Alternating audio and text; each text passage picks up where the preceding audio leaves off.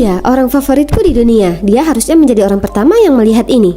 Ivan, lihat. Aku berhasil. Aku lulus ujian dengan nilai tertinggi di kelasku. Wah, luar biasa. Lihatlah si jenius kecil kita. Tahu nggak sih, pas kita belajar aljabar aku takut, tapi aku pikir itu hanya matematika. Aku dapat ini, dan lihat, aku dapat nilai A. Tentu saja kamu berhasil. Kamu jenius, yang terbaik dari kita semua.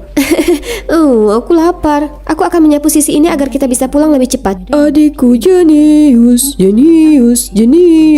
Kamu benar-benar penyanyi terburuk yang pernah ada. Setelah itu kami bergegas pulang dan mencari sesuatu untuk mengisi perut kami yang keroncongan.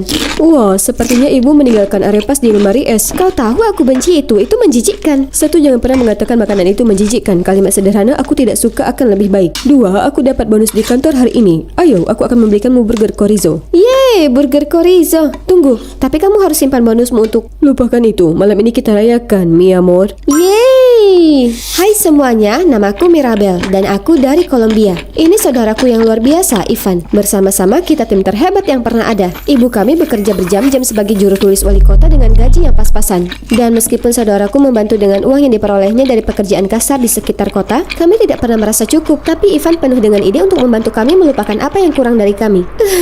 Aku sangat kedinginan. Radiator kami rusak. Ibu menelpon tukang dan terlalu mahal untuk memperbaikinya.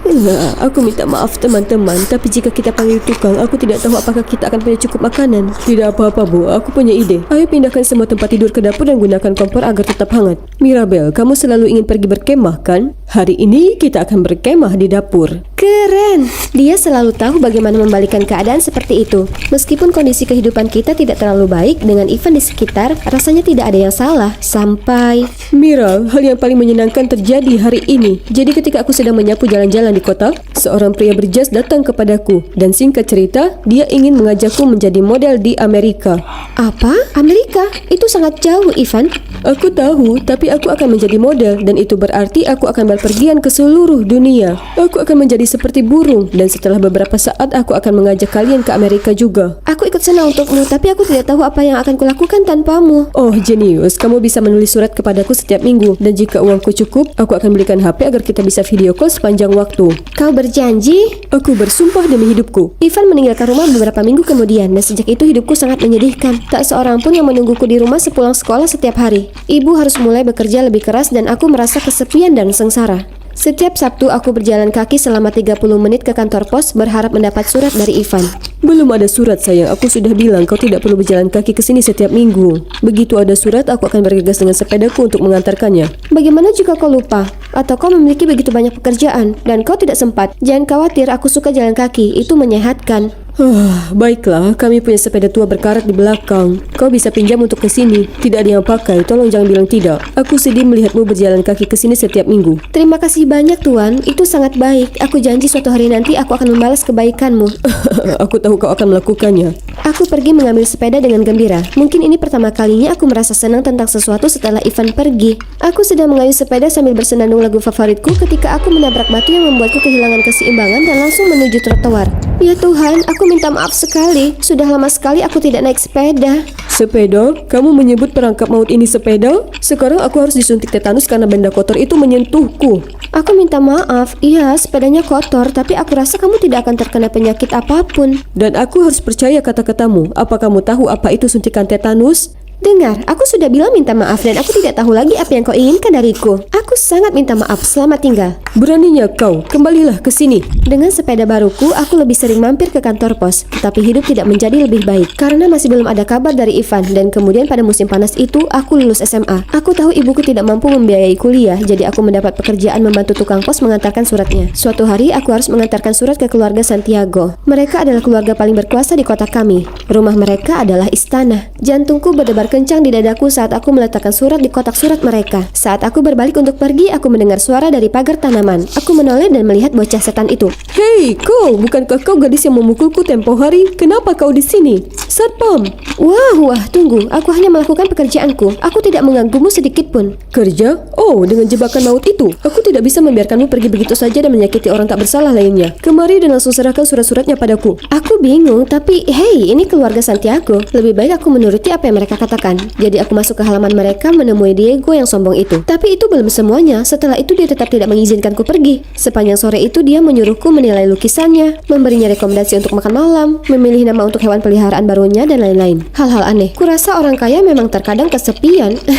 Dan itu berlangsung setiap hari setelahnya. Astaga, kenapa keluarga Santiago punya begitu banyak surat? Dan setiap kali aku sampai di rumah besar mereka, Diego sudah ada di sana di dekat gerbang menunggu dan menghujaniku dengan ribuan misi sampingan yang konyol. Dia bahkan mengikutiku saat mengantar surat. Apa yang kau lakukan? Terlalu kaya? Kau tidak tahu bagaimana menghabiskan uang dan waktu? Nah, tidakkah kau lihat? Aku menghabiskan semuanya untukmu. Haha, benar, aku tersanjung. Serius, apa kau benar-benar berpikir keluarga kita menerima begitu banyak surat setiap hari? Itu semua surat cintaku untuk membawamu kepadaku. Lalu tiba-tiba dia ingin menciumku, tapi aku menghindarinya. Kenapa? Kau tidak menyukaiku? Orang sepertiku tidak akan menyukai orang sepertimu. Orang tuamu akan menghancurkan hidupku jika kita bersama. Lihatlah aku tidak akan pernah membiarkanmu terluka. Kaulah satu-satunya kebahagiaan dalam hidupku, cinta dalam hidupku. Aku membutuhkanmu, percayalah padaku. Oke, dan begitu saja kami mulai berpacaran. Awalnya aku tidak menganggapnya seperti ini, tapi kurasa ketulusannya telah mempengaruhiku. Dia selalu ada di sekitarku, dia memberiku semua perhatian dan kasih sayang yang sudah lama tidak kuterima, yang membuatku merasa tidak sendirian lagi, dan aku bisa melewati semuanya berkat cinta kami. Suatu hari aku pulang setelah seharian beraktivitas dan aku menemukan ibu di luar. Semua barang milik kami berserakan di jalan. Bu, apa yang terjadi? Apa yang sedang terjadi? Aku tidak tahu, aku baru saja sampai di sini dan aku melihat orang-orang ini sedang memindahkan barang-barang kita. Aku coba bicara dengan mereka dan mereka mendorongku. Saat kami berbicara, sebuah mobil mewah berhenti tepat di depan kami. Jadi ini gadis yang selama ini membuang-buang waktumu? Lihat rumahnya yang kotor dan miskin. Kau memalukan dan mengecewakan, Diego. Diego, apa yang sedang terjadi? Ayah, kau tidak bisa ikut campur dalam hidupku seperti ini. Baiklah, buat keputusanmu. Putus dengannya atau aku akan menyangkalmu sebagai anakku, bahkan tidak sepeser pun untukmu warisanku. Ayah, itu tidak lucu. Kita akan selesaikan ini. Mirabel, aku hanya bosan dan kau hanya seorang cewek matre. Kita berdua tahu itu. Jadi, apa? Kau berjanji untuk melindungiku. Maaf sayang, jangan dengarkan itu. Aku akan menjelaskannya besok, oke? Kemudian dia cepat-cepat masuk ke mobil dan mereka pergi. Aku mencoba menghubunginya pagi-pagi sekali, tapi tidak berhasil. Aku menyelinap ke rumahnya, tapi hanya mendengar pembantu mengatakan dia sudah lama pergi ke negeri impian Eropa, melanjutkan kehidupan mewahnya di antara orang-orang mewah seperti yang diinginkan ayahnya. Jadi, pacarku yang katanya penyayang telah meninggalkanku demi uang ayahnya, tapi tanpa perpisahan yang pantas, sementara keluarganya menghancurkan hidupku, membuat kami diusir dari rumah kami sendiri, dan bahkan membuat ibuku dipecat dari pekerjaannya. Aku merasa ingin menyerah. Aku telah kehilangan segalanya. Hidup ini hanya ingin menjatuhkan aku dan aku ingin menyerah. Namun, melihat ibu, aku tidak sanggup melakukannya. Andai Ivan di sini, dia pasti tahu cara memperbaikinya, karena dia tidak pernah menyerah. Benar, aku dibesarkan oleh saudara laki-lakiku yang luar biasa, dan mungkin sudah waktunya bagiku untuk menyalurkan kekuatannya dan menggantikannya, menjaga keluarga ini tetap hidup dan sehat sampai dia kembali. Jadi mengesampingkan rasa sakit itu, ibuku dan aku mengumpulkan apapun yang kami bisa, dan kami meninggalkan kota karena kami tahu keluarga Santiago tidak akan pernah membiarkan kami hidup tenang. Kami tinggal bersama seorang bibi. Ibu mendapat pekerjaan lain, dan aku mulai bekerja sebagai asisten hakim di pengadilan setempat untuk menghidupinya. Suatu hari aku sedang bekerja menjadwalkan rapat ketika aku mendengar suara yang membuatku sangat terkejut. Permisi, apa hakim bisa menemuiku? Ivan? Mira, itu benar-benar kamu. Oh, aku sudah lama mencarimu. Kau meninggalkan kami. Aku menunggumu. Kami menunggumu selama 2 tahun. Maafkan aku, Mira. Aku mencoba menghubungimu, tapi Amerika seperti neraka. Tidak ada kontrak modeling.